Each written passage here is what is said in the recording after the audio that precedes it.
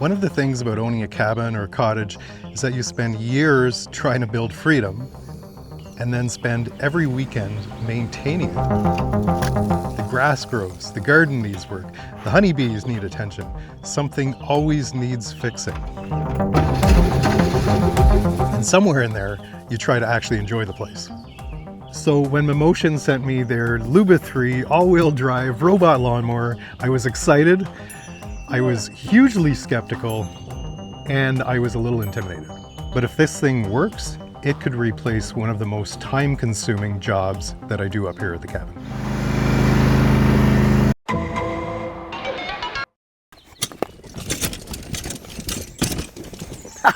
To me, a robot mower always seemed like it belonged in somebody else's life, not mine. And it was a bit of a pinnacle moment for me in the YouTube channel because I've been doing YouTube for a while and reviewing gear and stuff, but I was so excited to receive this. And this is just like the daddy of things to review. But there's a huge problem here. And I explained this to Mammotion when they contacted me. I said, I don't even really have a lawn. I have more of a pasture. And it has so many obstacles and ditches and ruts and little shrubs and all kinds of trees, you name it. And they said, yeah, that actually sounds exactly like the terrain we want this thing tested on. So I let them know, full transparency, if this thing doesn't work for me, and I didn't really think that it would, I'm going to pack this up and send it back to you. And this is where I thought the whole experiment was going to end.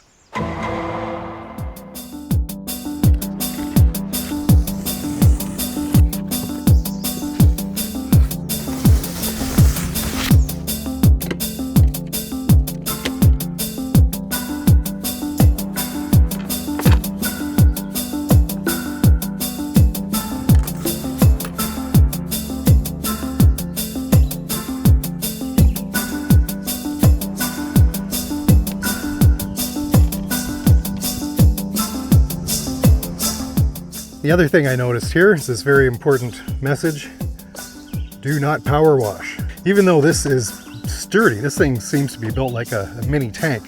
Apparently don't do that.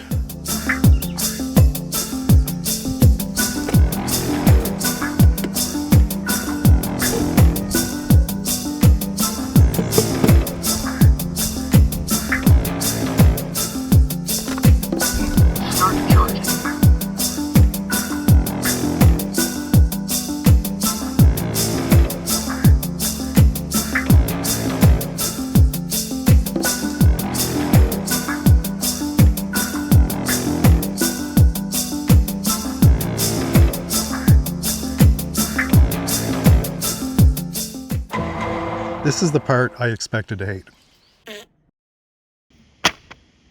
My first thought when I saw this huge manual was, how am I going to get through this thing? So I ignored it, pulled out the instruction sheet that's right on top of the box. And it turns out that it was mostly the same 2 pages translated into every language on planet Earth. The next thing was learning how to map your lawn. And that was the part that I was mostly intimidated about. The older I get, the less I want to learn new things. And it turns out this was so simple to do. It was actually enjoyable to do, to drive the mower around like a little remote control car, map out your lawn. Painless, and probably the easiest setup I've ever had to do with a new piece of gear, especially something so technical. But as I learned later on, the real learning curve was once this thing was up and going and it's running and mowed your lawn a few times, that's where you start to have to learn to work with this thing. Hey, buddy, what are you doing? What are you doing in my fire pit? So there is a learning curve here, just not where I expected it to be. It's time to call in the cavalry and send the lawn ranger out into the wilderness. It is a perfectly gorgeous day today. We've got full sun. The solar panels are charging up my EcoFlow. I've also got the RTK antenna out today. You don't actually need this thing. And I mowed this whole area up here a couple of days ago and it did fine. But I'm gonna plug this in today and just see if it makes any difference, because we got pretty big area out there to cover. And I'm gonna walk you down there and let's see what a mess this lawn is. Now I'm gonna let you in on a little secret here. This is absolutely not the type of lawn that you want to send your LUBA 3 out to mow for the first time. Generally what you want to do is have your lawn cut first. Oh, there goes Kaya right into the right into the tick machine out here. These type of robot mowers apparently are much better on, fairly maintained lawns. This stuff is super thick. At some parts it's probably a foot high, at least with the dandelions. This is exactly the kind of lawn that you don't want to start with. But you know what? Let's just send it out and see what it does. The Lone Ranger. I sent this out in super gnarly conditions.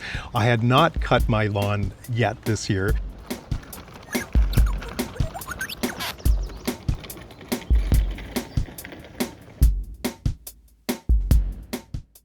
At first, it pretty much did what I expected.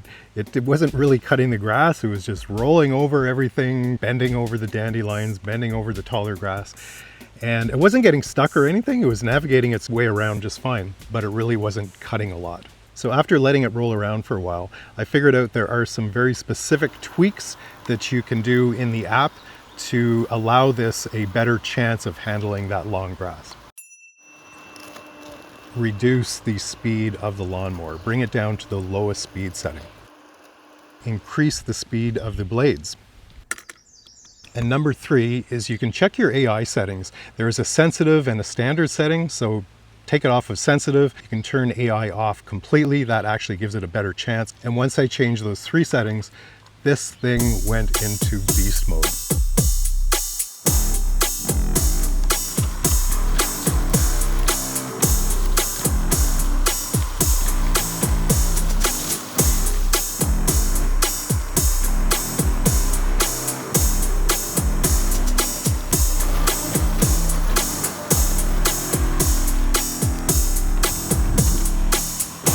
And I wasn't impressed because it was mowing. I expected it to do that.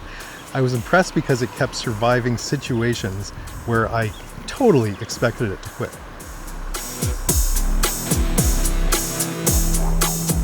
Getting tangled in small bushes, climbing over rocks, handling ruts with no problem at all. It was a pleasure to just watch this roam around the property, just attacking things and figuring itself out of just really wild situations. I know that sounds dramatic, but it was one of the most exciting things for me when I first got this mower.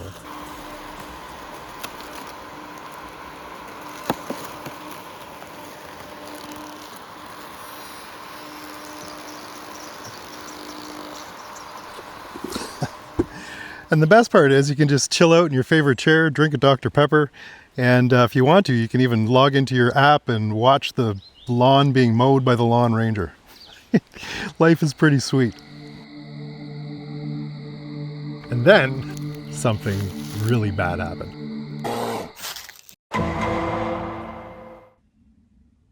All right, let's see what we got keeping cool in the fridge today. This has got to be one of the best Kinks albums that they ever produced. I'm a huge Kinks fan.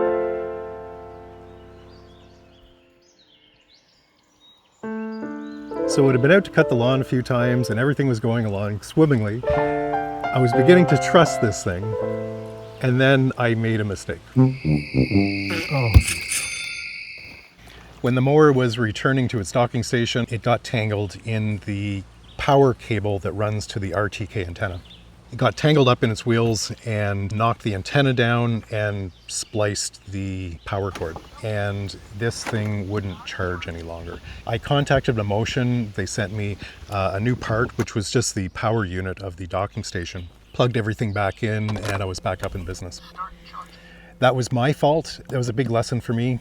Cable management, safe cable management is something you really want to pay attention to. So once I got that all sorted out and this thing was back up and running, the next unexpected thing happened.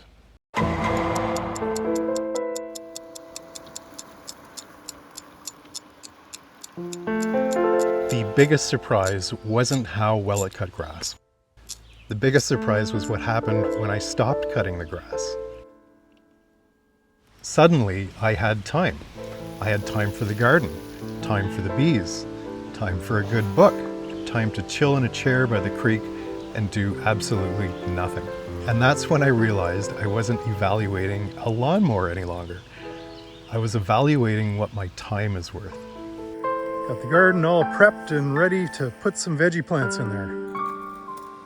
Hello, you little bugger.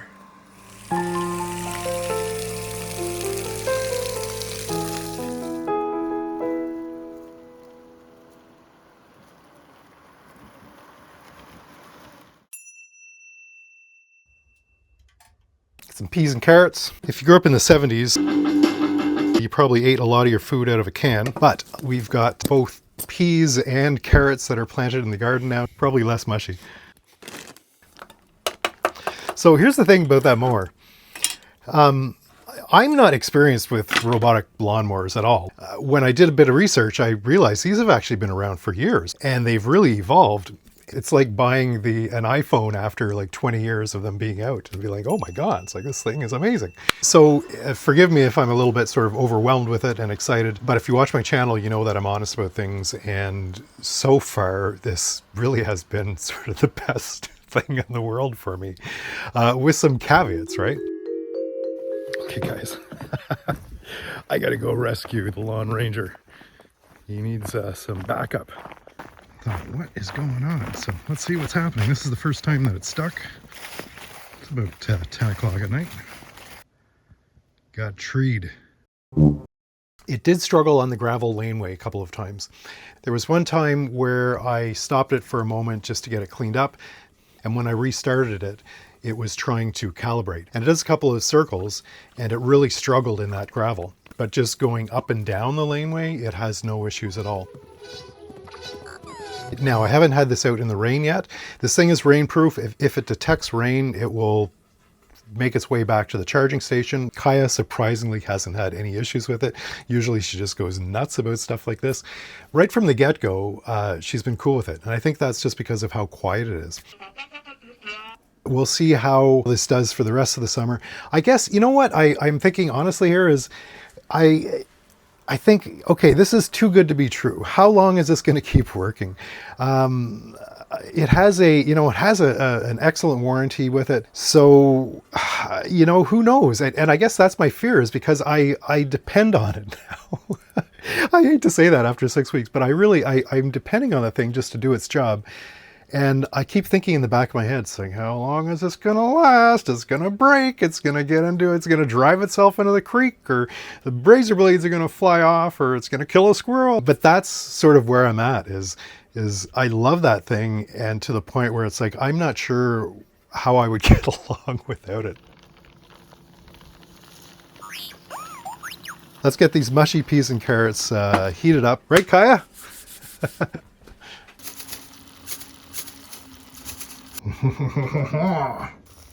Oh, over squirt.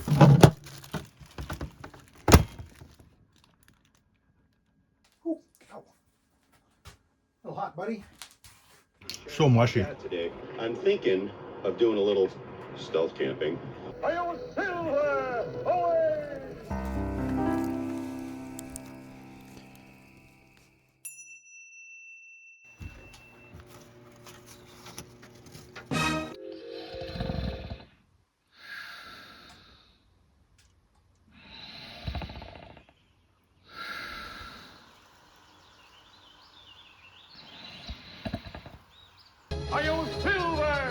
Now let's go over a few of the things that I like about this thing, and there are a lot of them, and a few of the things that I dislike, because there are some challenges with this. Just to let you know, a power station works fine. You can absolutely use one with one of these. For an off-grid setup, you probably want to get something more efficient. I'm going to be setting up a 12-volt system connected directly to a battery with some solar to let this charge and do its thing. As mentioned, I was a little bit intimidated about the learning curve that might be involved with this. It turns out the learning curve is not with the mapping and the setup, it's more with figuring out how this will best work within your property. And it's a little fun to figure that out too, but that'll take a few mows. It handles rough terrain. If your property is even a little bit less gnarly than mine, you're going to do fine. It creates beautiful lawn patterns. I have never cared about lawn stripes until I had lawn stripes. It is super quiet. It's the first mower where you can have a conversation with this thing just mowing around you. It doesn't scare the dog. It didn't scare the geese with their little geeslings, goslings, gooselings running around the property. That peace of mind has some value to it. And the biggest pro to this is it saves time. Let's talk about what I don't like. It is expensive. This thing is not cheap. That's one of the reasons why I didn't think I would ever have one in my possession. You need deep pockets for these, no question at all. Will it replace my lawn tractor? No. I still need my lawn tractor to do lawn tractor things. And you probably still want to hang on to your traditional push mower because, like I said, that first mow of the season you should probably do yourself, and you might need it for maintenance. It needs an obstacle-free yard. Lawn furniture matters. Power cables matter, solar cables. Maybe you have to do a little pruning to make this easier for the mower to get around your yard. It'll take a few mows to figure all of that out, but your efforts will be worth it. Battery storage considerations. I'm going to have to do a little bit more reading about this, but with any type of battery operated system, battery storage health is important. The long-term durability, that's a little bit unknown, right? Maybe I'll do an update at the end of the summer and see, see what kind of shape this thing is in.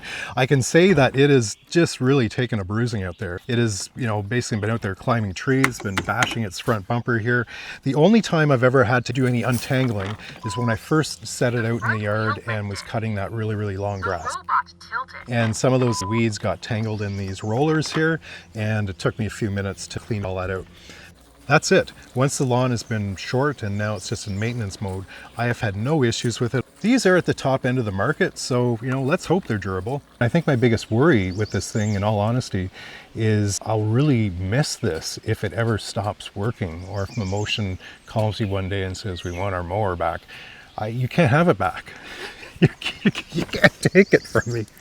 And what am I going to do if this stops working? I'm going to have to go back to cutting my lawn again?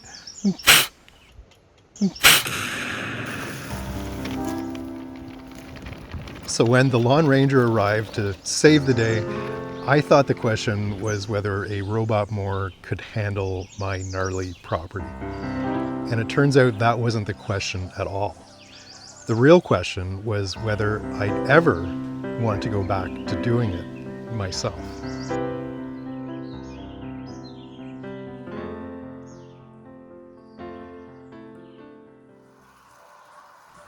Let me know in the comments if this is something that you'd ever consider getting, or if you have one of these things and how's it working for you. If you've got a different brand, this is my first experience with this thing, so I'm happy to hear about other lawn mowers. And oh my God, the tech is just amazing these days, guys. And thanks to Mammotion for sending it out. You'll break my heart if this thing ever stops working. Happy off-gridding. We'll see you next time, guys. Cheers.